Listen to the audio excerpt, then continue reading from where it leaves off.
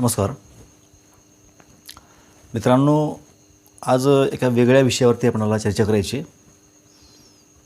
तरुण पिढीमध्ये जे बऱ्याच पालकांची समस्या आहे की आमचा मुलगा काम करत नाही आहे, बसून खातो आहे किंवा कमी काम करतो आहे, किंवा त्यांच्या विचारसरणी संदर्भामध्ये आईवडील थोडं चिंतित असतात की चुकीच्या मार्गाला चाललं आहे, चुकीचं काम करतो आहे वगैरे वगैरे. तर अशी समस्या ज्या मुलांसाठी असते, ज्यांचे पालक अशी तक्रार करतात, अशा मुलांसाठी मी हा व्हिडिओ बनवला असून आपली जी काही विचार करण्याची पद्धत असते, जे थॉट प्रोसेस असते, त्या थॉट प्रोसेस संदर्भामध्ये आपणाला आज चर्चा करायची आहे. जर आपण काही चुकीचं करत असलो, वाम मार्गाला जाणे म्हणा किंवा एखाद्या व्यवसायामध्ये यश अपयश ह्या सगळ्या गोष्टी, तर ह्या सगळ्या गोष्टीचा संबंध आपल्या विचारसरणीशी असतो. आणि मग हा कसा असतो आणि नेमकी ही प्रोसेस काय असते हे थोडंसं आपण ह्या व्हिडिओच्या माध्यमातून समजून घ्यायचा प्रयत्न करू. तर ह्या ब्रह्मांडामध्ये, ह्या विश्वामध्ये एक वैश्विक ऊर्जा नावाची वस्तू असते किंवा वैश्विक ऊर्जा नावाची एक ऊर्जा असते. ऊर्जा आपल्याला माहिती आहे, पण वैश्विक ऊर्जा, ज्याला आपण बरेच लोक युनिव्हर्सल लॉ असं सुद्धा म्हणतात, वैश्विक नियम असं सुद्धा म्हणतात. तर वैश्विक नियम काय, तो सर्वांसाठी सेम असतो. तुमच्यासाठी, माझ्यासाठी, मी बोलतो माझ्यासाठी पण आहे, पालकांसाठी, विद्यार्थ्यासाठी, जन्मलेल्या प्रत्येक मानवासाठी हा नियम सेम असतो, सर्वांसाठी समान असतो. आणि याचा आपल्या विचारसरणीशी संबंध असतो.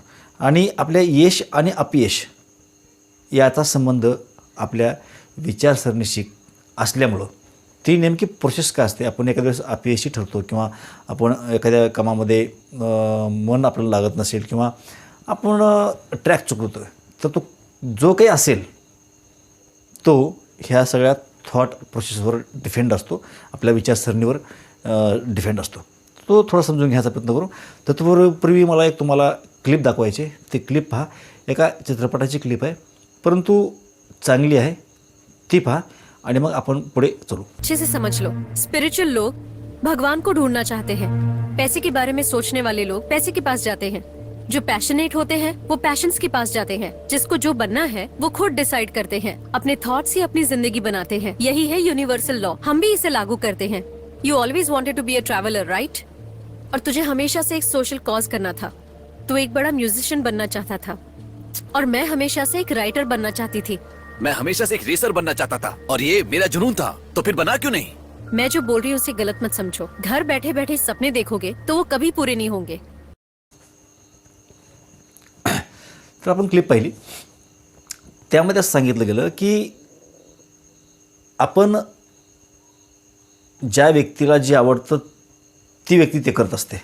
म्हणजे जर एखाद्याला खेळायला आवडत असेल तर माणूस खेळाकडेच ओढला जातो आणि त्याचे मित्र पण त्या पद्धतीनंच खिलाडूवृत्तीचे किंवा खेळामध्ये त्याच्या अंगामध्ये खेळाचे गुण असतील असे लोकच त्या ठिकाणी त्याचे मित्र असतात. जर एखाद्या व्यक्तीला चोरी करायला आवडत असेल तर तो तिकडे जातो आणि त्याचे मित्र पण त्याच टाईपचे असतात. एखाद्याला एखाद्या व्यवसायामध्ये आपलं कॅरियर घडवायचं आहे, समजा त्याची इच्छा असेल, त्याची विचारसरणी त्या पद्धतीची असेल, तर तो माणूस तिकडे जातो. थोडक्यात काय की आपापल्या आवडीनुसार प्रत्येकजण आपलं काम निवडण्याचा प्रयत्न करत असतो. ही जी आवड असते ती तुमच्या विचाराच्या शृंखलेचा एक भाग असतो. ही जी काय थॉट प्रोसेस असते त्याचा तो भाग असतो. त्याच्यामुळं आपण जे करतो ते असं आगंतुक नाही घडत किंवा उगीच नाही घडत. ती आपल्या विचाराचा एक पार्ट असतो. आपल्या विचाराचं जे दृश्यरूप असतं ते आपल्याला जे काही आपण जे करतो ते. त्याच्यामुळं हा जो काही वैश्विक नियम आहे तो नियम लक्षात घेणं गरजेचं आहे. आज 2022मध्ये जर आपण ज्या बी स्थितीमध्ये असू, समजा तुम्ही एक 4 वर्षापूर्वी 5 वर्षापूर्वी कामाला सुरुवात केली आहे. आता मी मुलांविषयी बोलतो आहे, तरुण मुलांविषयी बोलतो आहे, जे 18 ते 25च्या मध्ये आहेत, ज्यांना आणखीन कामाला लागायचे, काही आता कामाला लागले असतील, धडपडत असतील काम करण्यासाठी, अशा लोकांसाठी बोलतो आहे मी हे. त्यामुळं त्यांच्यासाठी, त्यांच्या अनुषंगानेच मी सगळं बोलणार आहे. तर आज तुम्ही कामाला सुरुवात करून 1 2 वर्ष 4 वर्ष 5 वर्ष झाली, तर आज 2022मध्ये तुम्ही एका विशेष स्टेपला आहेत. मग ते स्टेप कुठले असेल, काही लोकांची स्टेप असेल की तुम्ही त्या व्यवसायामध्ये 1 4 5 लाख गुंतवलेत आणि त्या 5 लाखाचे 7-8 लाख रुपये आज तुमचं भांडवल आहे. म्हणजे 2-3 लाखाच्या तुम्ही बेनिफिटमध्ये आहेत, तुम्ही 10-12 लाखाच्या बेनिफिटमध्ये आहेत, तुम्ही 15-20 लाखाच्या बेनिफिटमध्ये आहेत. या स्थितीमध्ये काही लोक असतील. काही लोक ना प्रॉफिट ना लॉस, म्हणजे 5 लाख गुंतवले होते, आजही 5 लाखाचं भांडवल त्यांच्याकडे आहे, काही बेनिफिट पण मिळाला नाही, परंतु लॉस पण झाला नाही. अशा स्थितीमध्ये काही लोक असतील. काही लोकांचं जी काही गुंतवली होती ती रक्कम पूर्ण डूल होऊन गेली असेल, त्याचं नुकसान झालं असेल. तर हे जे वेगवेगळे रिझल्ट दिसतात त्याचं कारण त्या व्यवसाय करत असताना जी तुमची विचारसरणी होती ती विचारसरणी त्याला कारणीभूत असते. त्यामुळं हा युनिव्हर्सल लॉ आपण लक्षामध्ये घेणं गरजेचं आहे मुलांनी. आता युनिव्हर्सल लॉ म्हणण्यापेक्षा आपण सरळ विचारसरणी ह्या अंगानं चलू. तर आपण आज ज्या स्थितीमध्ये आहोत ह्याला कारणीभूत जर मागील 3-4 वर्षाचा काळ असेल, म्हणजेच भूतकाळ असेल, तर पुढील 3-4 वर्षानंतर आपल्याला काय बनायचं आहे हे आपण आज ठरवू शकत नाही का? निश्चितपणे ठरवू शकतो. आज तुम्ही ज्या स्टेपला आहेत, म्हणजे आता ज्यांनी सक्सेसफुल असतील त्या लोकांचं ओके, त्यांनी वेल डन, काय अडचण नाही आहे, त्यांनी आणखीन त्यामध्ये प्रगती करावी, पुढे चालावं. पण ज्या लोकांचा लॉस झाला आहे किंवा ज्यांनी बेनिफिट मिळू शकले नाहीत त्यांनी हे तपासून पाहायचं आहे की आपण ह्या मागील काळामध्ये काय चुका केलो आहे. आणि तपासून पाहूनसुद्धा जर आपल्या लक्षामध्ये येत नसेल की आपण चुकलो आहे काय, तर आपण आपल्या वरिष्ठाला विचारू शकता. बऱ्याचदा माणसाला आयुष्यामध्ये मार्गदर्शनाची गरज पडत असते. आपण रामायण पाहिलं, महाभारत पाहिलं, रामसुद्धा सर्व गुण संपन्न होते, परमेश्वराचा अवतार होते, परंतु मानवी देहामध्ये त्याने आल्याच्यानंतर त्यांनासुद्धा गुरुची गरज पडली होती. मार्गदर्शनाशिवाय ते पण जगू शकले नाहीत. मार्गदर्शन घेऊनच त्यांनी आपल्या आयुष्यामध्ये जे काही मिळवायचं ते मिळवलेलं आहे. कृष्ण असतील, अर्जुन असेल, हे जे कोणी होते, म्हणजे सर्वांना ज्यांची आपण नावं घेतो आहे त्या सर्वांना कोणतं गुरु होते, कोणतं मार्गदर्शक होते. तुम्हाला गुरु आवडत नसेल, मार्गदर्शक समजा, तुम्हाला शहाणपण सांगेल असा, तुम्हाला शिकवेल असा कुणीही व्यक्ती समजा. छत्रपती शिवरायांनासुद्धा मार्गदर्शन जवमातेचं भेटलं आणि त्या मार्गदर्शनाच्या बेसवर त्यांनी पुढे फार मोठा इतिहास घडवला. तुम्ही आम्ही सर्वजण महाराष्ट्रामधले जाणता. त्याच्यामुळं आपणालाही आपल्या आयुष्यामध्ये काही मिळवायचं असेल, एक मोठं ध्येय गाठायचं असेल, तर त्यासाठी आपण काय चुकलं, जर आपल्याला उत्तर सापडलं असेल तर ओके, तुम्ही त्या सुधारणा करा, पुढे चला. पण आपल्याला उत्तर सापडत नाही आहे की आपण चुकलो कुठं नेमकं. बाबा आपण जे करायला पाहिजे सगळंच केलं आहे, चुकलं तर आपण काहीच केलं नाही, मग ही नेमकं लॉस कसं झाला हे तुम्हाला कळलं गेलं. समजा तुम्हाला कळलं गेलं म्हणून तुम्ही चुकलो नाही, अशातला भाग नाही. तुमचा लॉस झाला म्हणजे तुम्ही डेफिनेटली चुकलात. मग तुम्ही काय चुकलात कळलं गेले, तुम्ही तुमच्या वरिष्ठाला त्याच्याबद्दल मार्गदर्शन मागू शकता. तुमचे जे प्रेमाचे लोक आहेत, कुटुंबातले असतील, कुटुंबाच्या बाहेरले असतील, आसपासचे असतील, मित्रसर्कलमधले असतील, आपल्या मित्रांचे वडील वगैरे असतील, जे कोणी वरिष्ठ आहेत ज्यांच्याकडून तुम्ही मार्गदर्शन घेऊ शकता असं वाटतं, अशा लोकांकडून तुम्ही मार्गदर्शन घ्या आणि आपल्यामध्ये सुधारणा करून पुढील कामाला लागा. सुधारणा करणं म्हणजे काय, ह्या सर्वांचं ऐकल्याच्या नंतर जी काय आपली विचारसरणी होते, आपली विचाराची जी पट्टी तयार होते ती व्यवस्थितपणे होते, योग्य ट्रॅकवर जाते. आता मार्गदर्शन तुम्हाला चुकीचं भेटलं आहे किंवा योग्य भेटलं ते पण महत्त्वाचं आहे. म्हणजे तुम्ही मार्गदर्शन भेटलं आहे आणि ते योग्यच भेटलं आहे आणि तुम्ही योग्य मार्गाने पुढे जाणार आहेत असंही भाग नाही. त्याच्यामुळं ते महत्त्वाचं आहे. आपणाला ही जी काही थॉट प्रोसेस आहे, ही जी काही विचाराची काही प्रक्रिया आहे ती लक्षामध्ये येणं गरजेचं आहे. सकारात्मक आणि नकारात्मक थॉट आपल्या मनामध्ये येत असतात. बऱ्याचदा आपल्याला कळत नाही की सकारात्मक थॉट आणि नकारात्मक थॉट. तर आता मी तुम्हाला सांगतो की विचारसरणीच्या बेसवर आपण यश मिळवू शकतो, आपण पाहिजे ते मिळवू शकतो. त्यानंतर काही लोकांना प्रश्न पडेल की आम्ही तर नेहमी चांगला विचार करतो की मग आम्हाला लाखांना उत्पन्न व्हावं अशी अपेक्षा आहे, हा व्यवसाय करावा म्हणून आम्ही तळमळतो आहे, आमची आटोकाट तशी इच्छा आहे, तसे प्रयत्न पण आम्ही करतो, पण आम्हाला यश मिळत नाही आहे. असं का होत असेल, असं काय लोकांचा प्रश्नही असेल.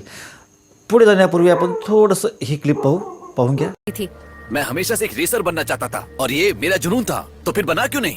मैं जो बोल रही हूँ उसे गलत मत समझो. घर बैठे बैठे सपने देखोगे तो वो कभी पूरे नहीं होंगे.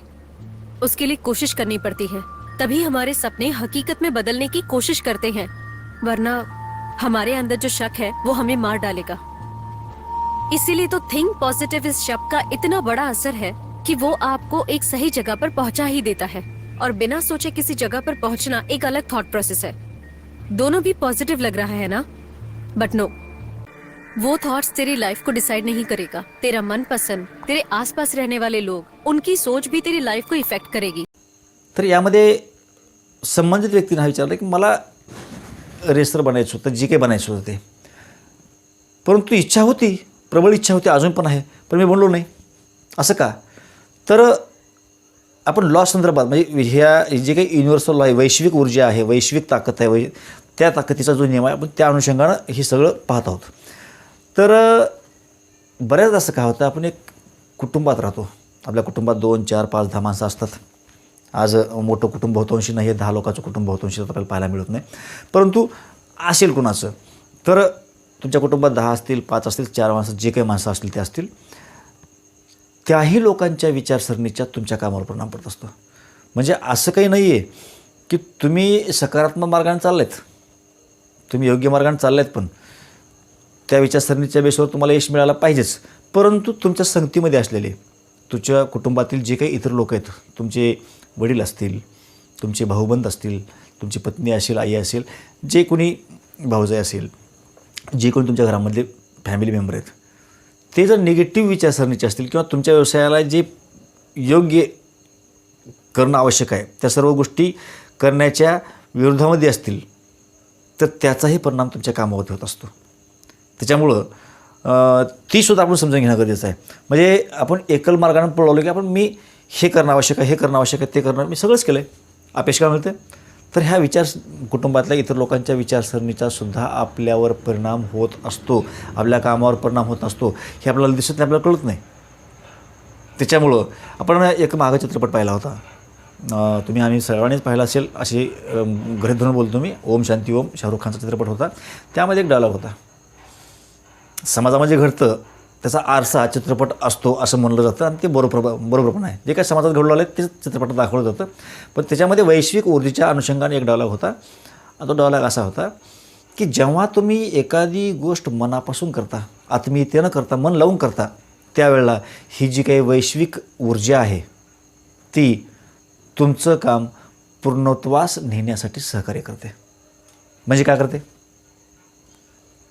तर तुम्ही एखादं काम करताय, एखादा व्यवसाय करताय, एखादी नोकरी करताय, ती करत असताना ती सुकर होण्यासाठी तुम्ही, उदाहरण म्हणून आपण पाहू, तुम्ही एखाद्या ऑफिसमध्ये नोकरीला आहे, तुम्हाला एखादी बॉस आहे, तुम्हाला एखादीची खरी हात आहे, सेक्रेटरी आहे, बाकी तुमच्या समान पदावरले काही कर्मचारी आहेत, एक 8-10 लोकांचा स्टॉप आहे, आणि त्यामध्ये तुम्ही काम करताय.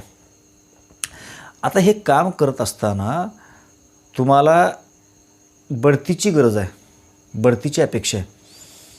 तुम्ही एका विशिष्ट पदावर आहे, तुम्हाला पुढल्या पदावर जायचं आहे, ही तुमची इच्छा, आणि तुम्ही त्या दृष्टिकोनातून काम पण करताय. म्हणजे बढती होण्यासाठी जे काही गुण लागतात, जी काही कामाची क्वालिटी लागते, तुम्ही ती क्वालिटी देण्याचाही प्रयत्न करताय, तुम्ही त्या पद्धतीनं विचार करताय. परंतु ऑफिसमधील जर इतर लोक त्याच्या अपोजिट असतील, तर मग मात्र ते शक्य होऊ शकत नाही, तुमच्या कामामध्ये अडथळे निर्माण होतात. मग हा वैश्विक नियम काय करतो? ज्या तुमची जर अतीव तळमळ असेल, त्या कामासंदर्भात जे जे योग्य बढती होण्यासाठी ज्या ज्या गोष्टी आवश्यक असतात, त्या सर्व गोष्टी तुम्ही आत्मीयतेनं करताय. जर असं असेल तर ऑटोमॅटिक ऑफिसमधल्या लोकांची मानसिकता चेंज करण्याचं काम ही वैश्विक ऊर्जा करत असते, आणि तुमच्या बाजूनं त्यांना कन्वर्ट करण्याचं काम ही वैश्विक ऊर्जा करत असते. म्हणजे वैश्विक नियम हा करतो, नियम असं कार्य करत असतो. तुमच्या एक गोष्ट तुम्ही लक्षामध्ये घ्यायची आहे की ह्या जगामध्ये आपण जगल्यापासून, जन्मल्यापासून मरेपर्यंत जर कोणी असं म्हणत असेल की मी एकटा काही करू शकतो, तर ह्या दुनियामध्ये एकट्याला कुणालाच काही करणं शक्य नाही, कधीच नाही. छत्रपती शिवरायांनी सुद्धा स्वराज्य निर्माण केलं, आपण त्यांचं नाव घेतो, परंतु एकट्या छत्रपती शिवाजी महाराजांनी स्वराज्य निर्माण नाही केलं. त्यांना लाखो लोकांचा सपोर्ट होता, आणि तोही आत्मीयतेतून होता. त्याच्यामध्ये विशिष्ट कुठल्या जातीचे लोक नव्हते, धर्माचे लोक नव्हते, सर्व जाती धर्माचे लोक आत्मीयतेनं हा माझा राजा म्हणून, हा आमचा म्होरक्या म्हणून, हा आमचा बॉस म्हणून त्याच्यासोबत होते. म्हणून त्यांनी ते स्वराज्य निर्माण करू शकले. रतन टाटासारखा आजचा छत्रपती शिवराय, ज्या व्यक्तीच्या टाटा कंपनीमध्ये काम करणारे जे कर्मचारी आहेत, ते माणसं रतन टाटा यांच्याकडे, आदरणीय रतन टाटा यांच्याकडे अतिशय आत्मीयतेनं पाहतात. त्यामुळे त्यांच्या कामामध्ये सुद्धा एक क्वालिटी येते, आणि ज्यावेळेस हा एक बंच तयार होतो सकारात्मक ऊर्जेचा, त्यावेळेला चांगलं काम बाहेर पडत असतं. त्यामुळं आपण जे काय काम करतो ते काम करत असताना आपल्या कुटुंबाचा आपल्याला सपोर्ट व्हावा, आपल्या सहकाऱ्यांचा आपल्याला सपोर्ट व्हावा, आपण जिथं काम करतो त्या क्षेत्रामध्ये जे कोणी लोक असतील त्यांचा सपोर्ट व्हावा, हे आपल्याला पाहिजे असेल तर त्या अनुषंगानं आपण काम केलं तर त्या लोकांचंही सहकार्य आपल्याला लाभेल. अशा पद्धतीची मानसिकता निर्माण करण्याचं काम ह्या वैश्विक ऊर्जेचं असतं. त्यामुळं हा नेम लक्षात घेणं गरजेचं आहे.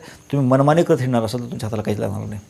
पुढे जाण्यापूर्वी आपण ही पण एक क्लिप तुम्ही पहा, म्हणजे तुमच्या लक्षामध्ये येईल. कारण ऑटोमॅटिक तुम्ही काहीतरी सकारात्मक काम करताय आणि त्यातून तुम्हाला काहीतरी भेटलं आहे, ही एक भाग झाला. परंतु एका विशिष्ट टप्प्यापर्यंत तुम्हाला जायचं आहे आणि तुम्ही असंच पोहोचलात तर ती थॉट प्रोसेस पण वेगळी आहे. त्याच्यामध्ये फरक आहे, ह्याच्यामध्ये फरक आहे. बऱ्याचदा आपण इजी काम करतात, सहज काम करत असताना ऑटोमॅटिक काही गोष्टी घडतात, आपल्या आयुष्यामध्ये जातात, अनपेक्षित आपल्याला कल्पना नसताना बरेच लाभ होतात. तर आपण पाहू पुढे,